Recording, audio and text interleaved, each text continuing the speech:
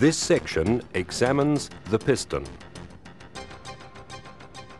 The piston, with its connecting rod and bearing, transfers the force of the combustion and expansion of the power stroke to the crankshaft.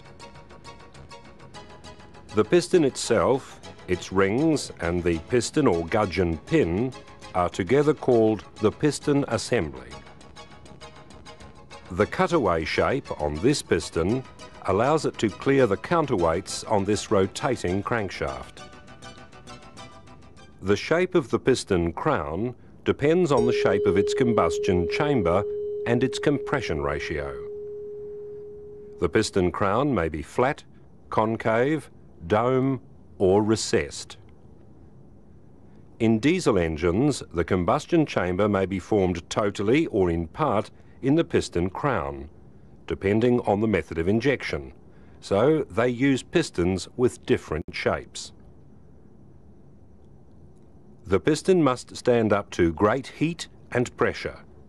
It must also change direction from about 10 times a second up to hundreds of times a second.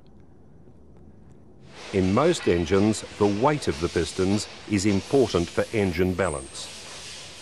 This is why pistons should only be replaced in matched sets.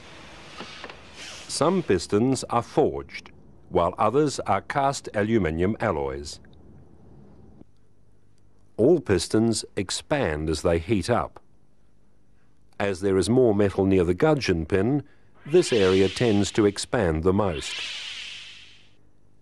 To allow for this, many pistons are machined into a slightly oval shape.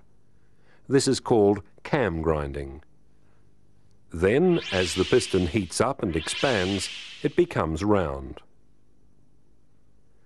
Other methods to control expansion include steel struts or ribs, expansion slots in the skirt, or slots called heat dams that restrict movement of the heat.